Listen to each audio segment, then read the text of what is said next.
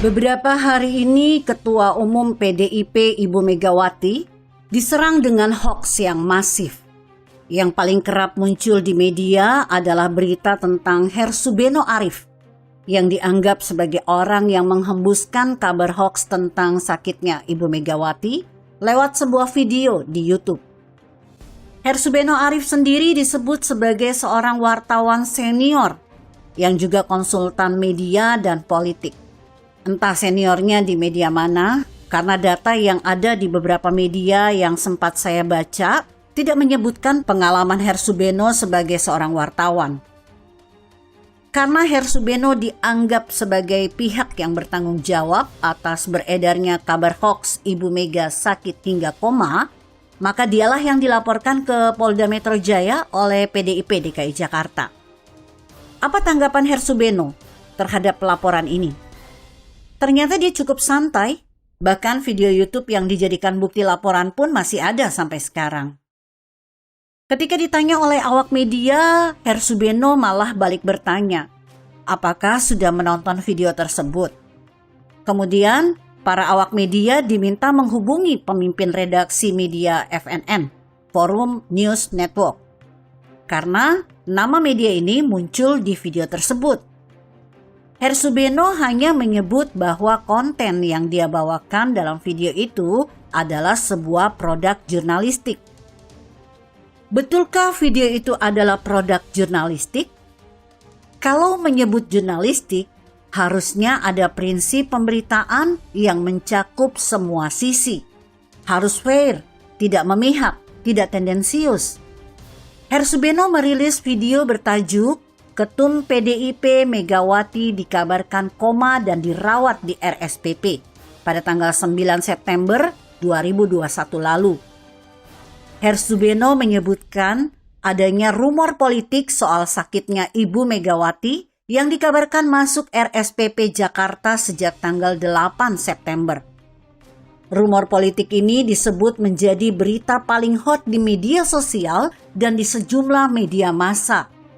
Bahkan katanya mengalahkan berita kebakaran lapas Tangerang.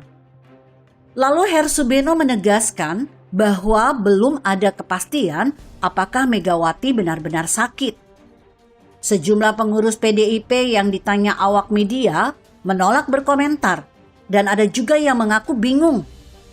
Oleh sebab itu mereka meminta agar ditanyakan langsung ke Sekjen PDIP, Hasto. Hersubeno pun mengutip sebuah pesan WhatsApp yang dikirim dari temannya seorang dokter yang menyatakan bahwa Megawati koma di ICU RSPP dan berita ini valid 1000%. Yang membuat dirinya rada-rada yakin akan kebenarannya.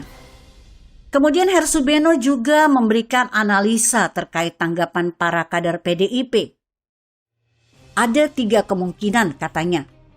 Pertama, jika disebut hoax, maka itu adalah upaya menutupi fakta. Kedua, terkait kader PDIP Arya Bima yang mengaku bingung ketika ditanya soal itu. Maka ada kemungkinan dia tahu tapi tidak boleh menjawab. Ketiga, mereka memilih aman dengan melempar persoalannya ke Sekjen PDIP, Hasto. Oke. Jadi dalam video itu, Hersubeno menyebut kabar Ibu Megawati sakit adalah rumor alias gosip politik. Namun mengapa dia mengutip chat WhatsApp dari dokter itu tanpa menyebutkan nama dokternya sebagai sumber berita? Dokter itu harus bertanggung jawab dong, karena sudah menyebut kondisi Ibu Megawati koma sebagai berita valid. Lalu analisa 3, kemungkinan yang disebut Hersubeno juga terdengar tendensius. Semua cenderung mendukung kabar sakitnya Ibu Mega. Yakin ini produk jurnalistik, bukan opini.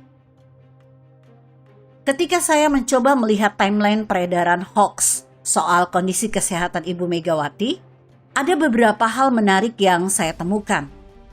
Bahwa pada tanggal 9 September itu, ada semburan hoax yang diedarkan secara bersamaan.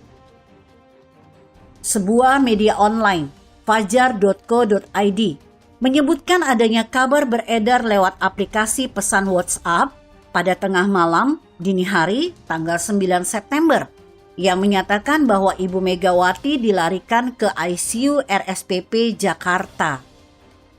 Informasi serupa juga beredar di media sosial Twitter.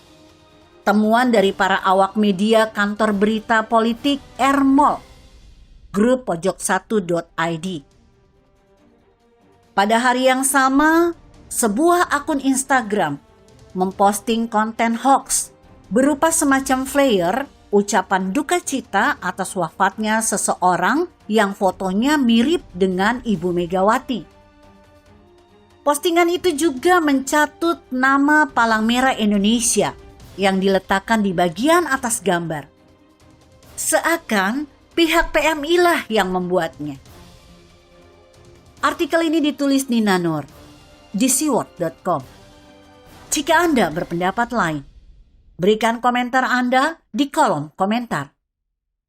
Saya Emma, Karisma 90.